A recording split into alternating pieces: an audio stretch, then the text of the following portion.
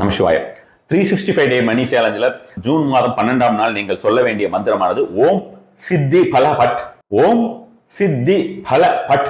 இந்த பட் அப்படின்னு நான் ஏன் இப்படி சொல்றேன்னா, அது மந்திரமே அந்த பட் அப்படிமோ பட் அப்படிமோ ஜென்ரலா வந்து பாத்தீங்கன்னா நார்மலா இருக்கிறதெல்லாம் சித்தி பலாய பட் அப்படி வரும்.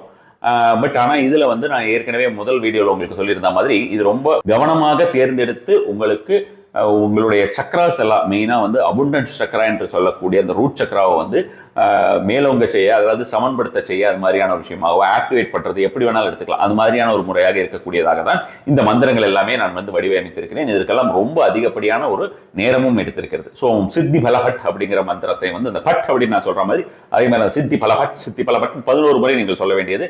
மதியம் காலையில் வந்து 11 to 12 சொல்றது அப்படின்றது உங்களுக்கு நல்ல ஒரு பலன் தரக்கூடியதாக இருக்கும். இந்த பிளாட்டினம் கலர், அந்த சில்வர் மாதிரி இன்னும் கொஞ்சம் பலபலன்னு இருக்கும். அது மாதிரியான ஏதாவது ஒரு கலர் ஆப்ஜெக்ட்ஸ் நீங்க கையில் வச்சுக்கோங்க, அல்லது வந்து அது மாதிரியான ஒரு பேங்கிள்ஸோ வேற ஏதாவது ஒரு விஷயத்தை நீங்கள் அந்த மாதிரியான விஷயமாக கையில் வச்சுக்கலாம். ஆல்ரெடி நீங்க பிளாட்டினம் கையில் போட்டிருக்கீங்கன்னா அது வந்து வெல் அண்ட் குட், அதுவுமே போதும், வேற எதுவும் தேவை கிடையாது. இந்த ஒரு நாளில் நீங்கள் இந்த சொல்ல வேண்டிய ஒரு மந்திரம் அப்படின்ற விஷயத்தை பொறுத்த வரைக்கும் நார்த் சைடில் நார்த்தை பார்த்து சொல்றது அப்படின்றத, நார்த் சைடில் நின்றுக்கோங்க அல்லது உட்காந்துக்கோங்க. உட்கார்றதா தரையில் உட்காராதீங்க.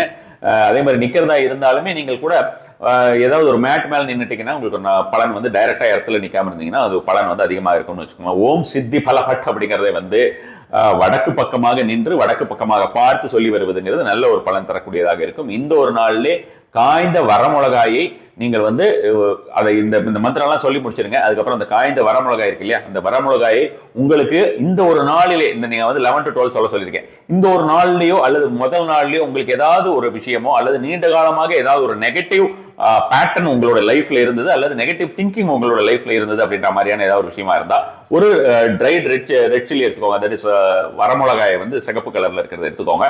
அதை மனசில் நினைத்து கொண்டு நன்றாக அதை வந்து பிரிச்சு தூக்கி போட்டுருங்க.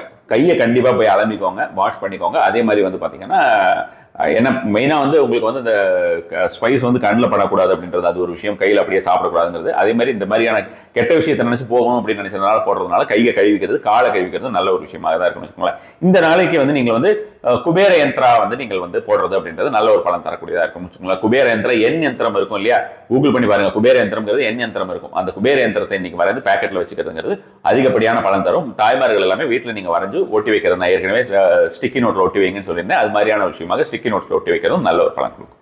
நமசிவாய்.